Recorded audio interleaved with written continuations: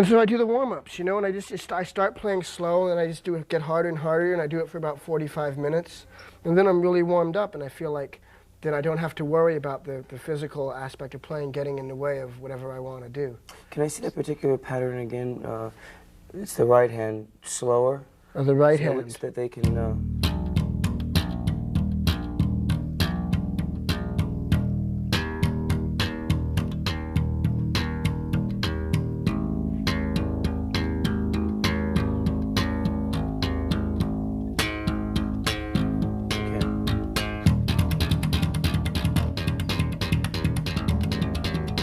Good luck. It's really easy, you know? It's really a simple thing. It just kind of looks fancy, and, you know, sometimes it sounds good, and sometimes you sound like an overindulgent jerk. You just have to know when to do it. Takes a lot of practice and hard work, but like you say, it's easy. Yeah, but I mean, you know, nothing that you play can ever be, you could never play a single note that's good if you don't have lots of love in your heart for things that are pure and beautiful. I mean, even if you're like a guy that's not pure and beautiful himself, or a girl that's not pure and beautiful herself because they've done things that they've lied to themselves or lied to other people, and so their soul is not as pure and as happy as it could be, if they just actually have a true love in their heart for things that are really, you know, righteous, and they're not mean or cruel people, and they mind their own business, then they can be a good musician. But unless you're all of those things, and you know, you have love in your heart, you can't play good unless you have real love in your heart. T-Bone Burnett once told me, you know, T, that the word that we all need to remember is generosity. That's right. And you have to be generous to be able to play. Band, yeah. Well, to play in a band, it's like, that's why I even feel silly doing this thing and saying, you know, look, I can play bass and I'm pretty bitchin' and I do this and that, because it all means nothing if you can't get together with other people and play to other people with other people. And that's the whole thing, is listening to other people and playing with other people. And you can't ever listen or play with other people unless you love them, unless you have like really true, sincere love. It means nothing, because you can't even be angry and have true hatred, which is also an important thing to playing, unless you have real love. So that's the deal with that.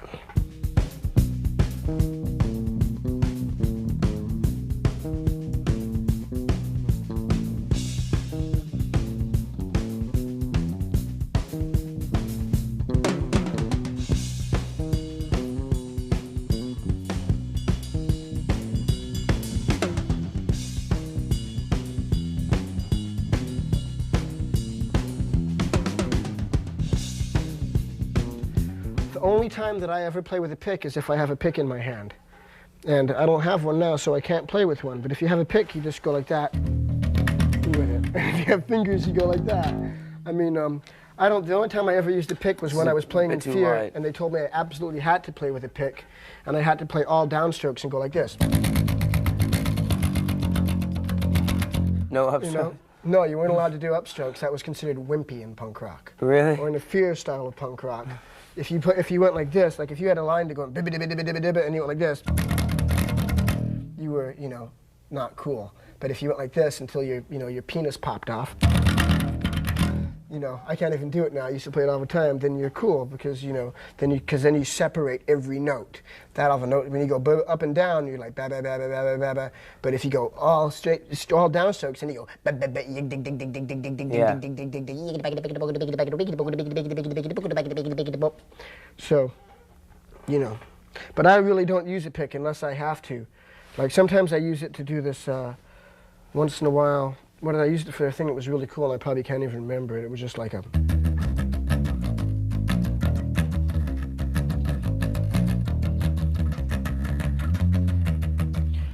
And I can't even remember what it is, and that's probably not it. And I never use a pick anyway, so it doesn't really matter. Okay, I think you can get the same sound as a pick if you just play back here, you know?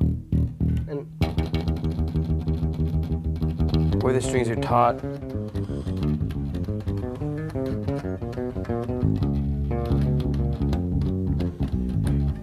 I have to admit, I do like the sound of a good hard pick on a bass once in a while. You know, so a lot of my favorite bass players used picks, you know, use picks. I mean, there's certain people, like I think the guy in Fugazi, Joe Lally, who's such a great bass player, he plays these really cool, like big, warm, round-sounding, almost reggae-like bass lines and he uses a pick. You know, and it sounds cooler than hell. So, you know, it doesn't really matter if you use your picks and your fingers. I mean, if you have something cool to play, then you're going to play it, you know, whether you beat your shoe on the bass or something. Well, guitarists that go to bass have a real hard time getting off the pick. Yeah. And plus, I mean, one of the greatest bass players of our time, Sid Vicious, used to pick. So, Flea, let's cover the fingers. Let's cover all of the fingers. All the fingers. Not Okay. just these fingers. Let's start with all the fingers. Okay, well, there's these two fingers, and as we've said before, what we like to do with these two fingers is walk up and down the strings. We alternate the fingers, right, left, right, left. You see, there you go, right, left, right, left, right, left, right, left. Everybody knows that. I mean, if you start playing the bass, you learn that. And then, you know, you start becoming more graceful with it as you go along, and, you know, you just do it. You know. Jah Wobble's a great bass player. If any kid cares about being a good bass player, he should listen to Jah Wobble, being a good electric bass player. Or she or he. Oh, because there's so many great, one of the biggest influences on me of a bass player, there's a band called Defunct, which was a huge influence on the Red Hot Chili Peppers, on really turning us on to the whole funk thing.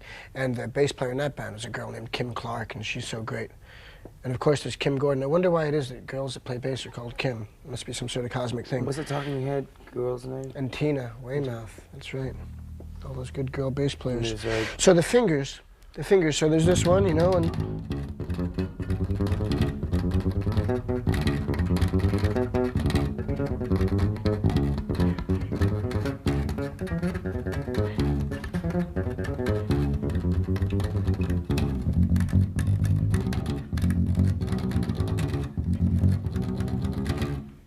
Are there any exceptions where, would you ever go, is it always left, right, left, right? I always do it left, right, because it seems to be the most convenient way to do it, and it's just the way I always do it. I don't know.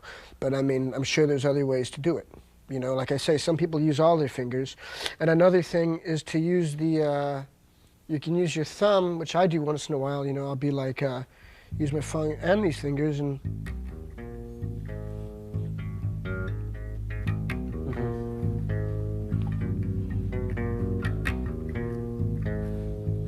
So some people use a pinky too?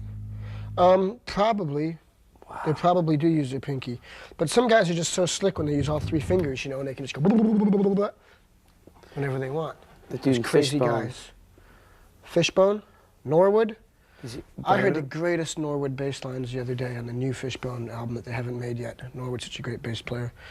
But, and okay, so the plucking thing, you know, and also, you know, you can use it like kind of, I think it's called arpeggiating if you play, you know, like that, you know, and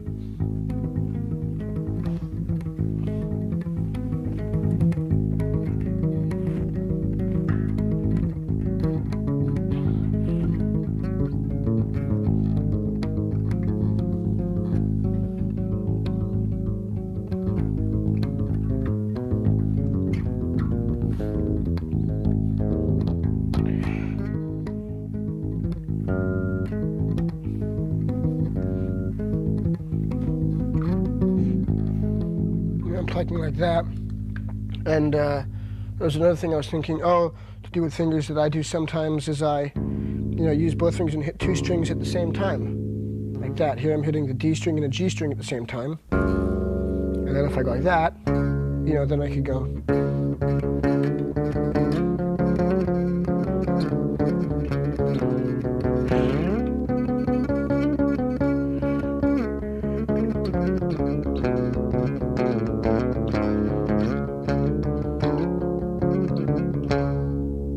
I don't know, that's some kind of Indian or something kind of Middle Eastern mode or something or other. But, you know, I'm just hitting two strings there and using the open string. And using the open string is always nice, you know, if you're playing, like I think earlier when me and Chad were jamming, I was doing something like using the D open string, like I was playing this fast popping thing in D, you know, like something like that. And if you hit, and so you know that I'm playing in the key of D, so that whole D open string, you can always kind of slip it in there and just, you know, pull off the open string like.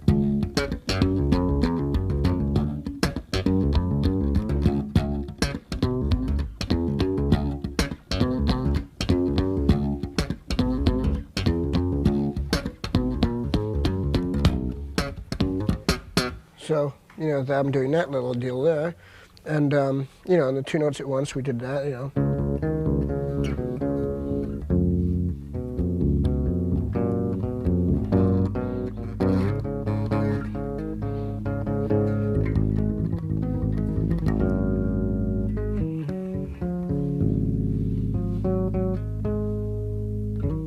Feels good. Sounds good. Yeah. Now let's address your left hand. The left hand is pretty simple. I mean, you know, there's the exercises to make it stronger and stuff, and you just press down on the bass there. It's really, you know, nothing unique about pressing down on the string to change the notes, you know, because if you're playing like this, then you press down, voila, you go to a different note. So, you know, and then it just boils down to, you know, what's eking out of your soul for what notes you're gonna play when you press down there. And right now, at this very moment, I can't think of a single cool thing to play, but that could change in a matter of seconds. But when it does, I'll play something. Okay. The fingers, is there any other aspects of the fingers? There's something I also like to do with my thumb sometimes is, you know, I'll be playing with a,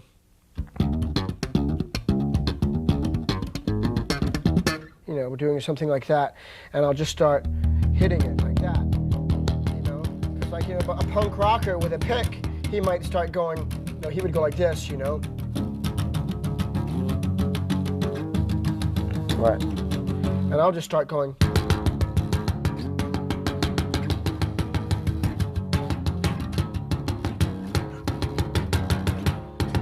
And just hit it, you know, and you could either hit 1 string with your thumb like that, or you could hit 2 strings, or 3 strings, or 4 strings.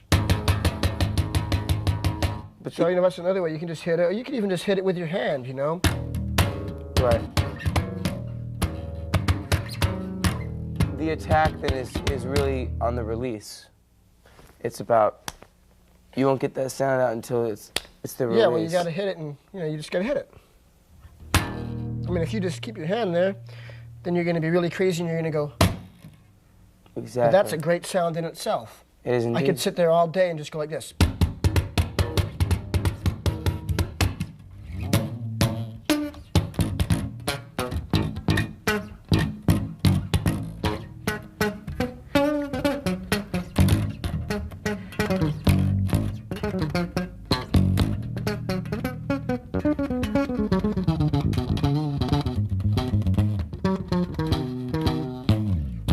Rocker.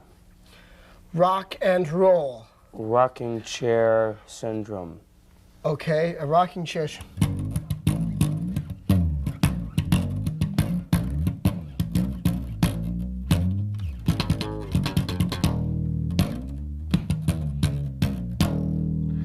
Dump truck. Driving down a road, loses brakes, goes off the cliff.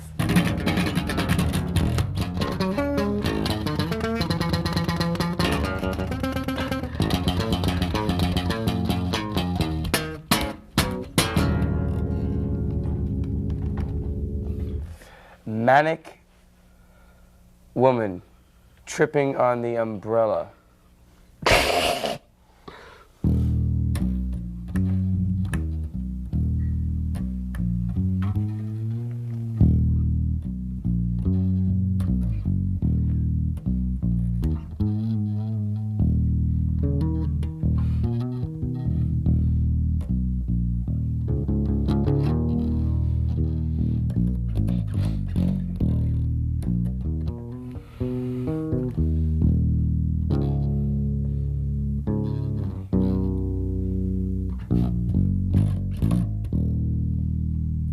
Last part there was the fall.